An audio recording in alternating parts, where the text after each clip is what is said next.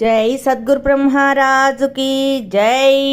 శ్రీ అచలానంద సంపూర్ణాంబ సమేత శ్రీ పరిపూర్ణానంద ఎర్రగుంట సుందరరామయార్య రాజయోగి సద్గురు బ్రహ్మరాజుకి జై. శ్రీ అభయానంద చిట్టేటి కోదండరామయ్య తండ్రికి జై. శ్రీకృష్ణ దేశికేంద్రుల వారిచే విరచితంబైన క్షరాక్షరోపాధి ద్వైదోషరహిత పరమతత్వ కందపద్యములు 187, 188. కమలంబులున్న కొలనుకు భ్రమరములేతించినట్లు బాగుగ బోధన్ తమ మది గోరు గురుని పద కమలములను గొల్వ సుజన గణమే తెంచున్. సురవరుడ హల్య కోసము మరులొందిన రీతినెప్పుడు మరుగుదురగ్నుల్ పొరుగురి సాధులకు తమ పురమున గల సాధులందు బుద్ధి నిలువకన్. జై నిజ గురుభ్యో నమ. జై నిజ గురు అనుభవానందాయ నమ.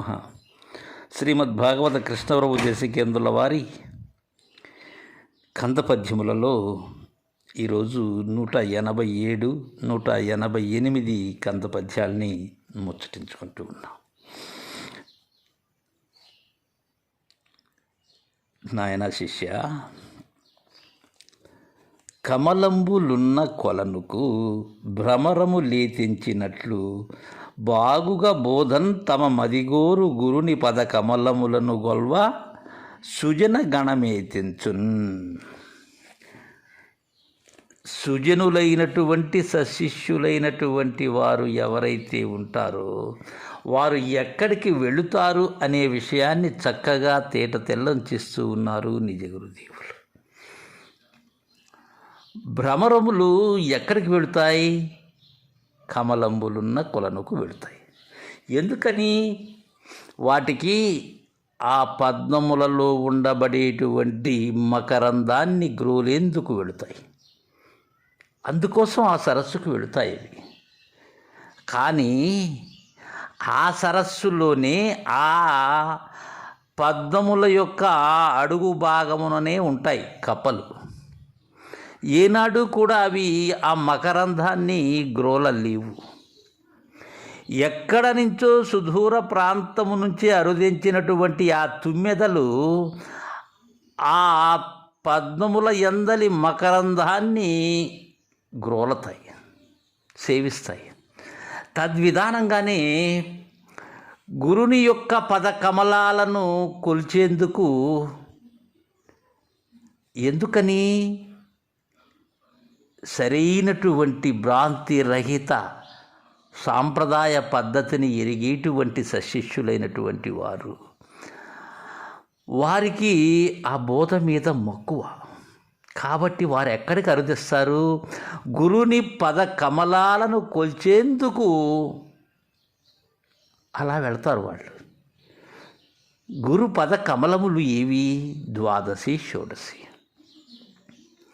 అవి గురువు దరి చేరి గురువుకు శుశ్రూషలనర్చి గురు శిష్య న్యాయముగా అందవలసినటువంటివి. అవి అంత శ్రేష్టతరమైనటువంటివి.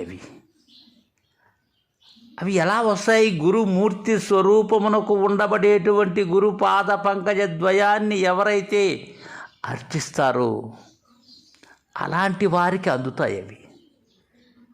అలాంటి సుజన గణము ఏదైతే ఉన్నదో అది ఆ శిష్య సమూహము బోధను కోరి సుమనస్కులై గురుని యొక్క పద కమలాలను కొల్చేందుకు వస్తారు. వారు తుమ్మెదలు ఏ విధంగా అయితే పద్మమునందలి మకరందమును గ్రోలుటకు అరుదించినట్లుగా వస్తారు అని తెలియజేశారు.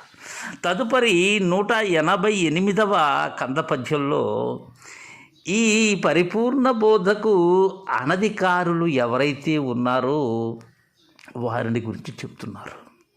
నాయన శిష్య, సురవరుడ హల్య కోసము మరులొందిన రీతి నెప్పుడు మరుగుదు రజ్ఞుల్ పొరుగురి సాధులకు తమ పురమును గల సాధులందు బుద్ధి నిలువకన్.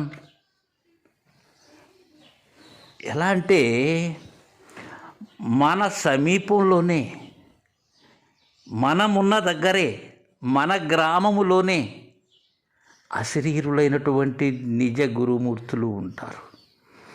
అహం రహితులైనటువంటి వారు ఉంటారు. పరిపూర్ణమును ఉండజూసినటువంటి వారు ఉంటారు.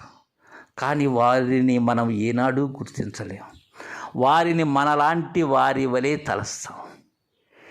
ఎప్పుడు కూడా ఎలా ఉంటుంది మన యొక్క బుద్ధి? ఎక్కడో దూరముగా ఉండేటువంటి వారైతే మనకు చక్కగా జ్ఞాన సముపార్జన చేయగలరు అనేటువంటి భావన ఉంటుంది. వారైతేనే చక్కనైనటువంటి బోధను అందిస్తారు అనేటువంటి భావన ఉంటుంది. పొరుగురి సాధులు అనబడేటువంటి వారు నిజానికి వారు సాధులు కూడా అయి ఉండరు. వేషభాషలతో ఉంటారు వారు. కానీ తన ఊరిలో ఉండబడేటువంటి నిజమైనటువంటి సాధులు ఎవరైతే ఉన్నారో వారిని గుర్తెరిగేటువంటి విధానం తెలియదు కొందరికి. కావుననే ఎప్పుడూ పొరుగురి మీదనే వారి యొక్క వ్యామోహం ఉంటుంది. ఎలా అంటే సొరవరుడు అహల్య కోసము మరులొందిన రీతి. సురవరుడైనటువంటి అమరావతి అధీశుడైనటువంటి దేవేంద్రుడు ఎవరైతే ఉన్నారో అతను అహల్య కోసం అమితముగా ముచ్చటపడ్డాడు. కానీ తన సతీమణి అయినటువంటి శచీదేవి జగదేక సౌందర్యవతి. అలాంటి భార్యను ఎంట పెట్టుకొని ఎక్కడో ఆశ్రమవాసి అయినటువంటి గౌతమ పత్ని అయిన అహల్య మీద మరులు పొందుతాడు ఎవరు? సురవరుడైనటువంటి ఇంద్రుడు. అలా మరిగాడు. ఎందువల్ల? అజ్ఞానం చేత.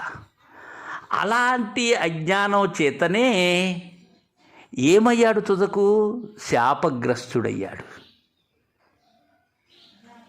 తద్విధానంగానే అజ్ఞులైనటువంటి వారు అజ్ఞాన అంధకారంలో చిక్కుకొని పొరుగురి యొక్క సాధులు ఎక్కడో ఉన్నారు అనేటువంటి విధానంతో వెంపర్లాడుతూ ఉంటారు. కానీ తన సమీపంలో, తన గ్రామంలోనే ఉండబడేటువంటి నిజగురు పరిపూర్ణ సాంప్రదాయకులైనటువంటి అశరీరులను గుర్తించలేరు.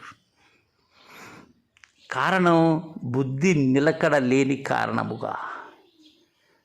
అహల్య కోసం ఏ విధంగా ఇంద్రుడు మరులొంది శాపగ్రస్తుడయ్యాడు, అజ్ఞానబద్ధుడై, తద్విధానంగానే అని మనకు చక్కగా కందపద్యం ద్వారా తెలియజేశారు. జై గురుదేవా.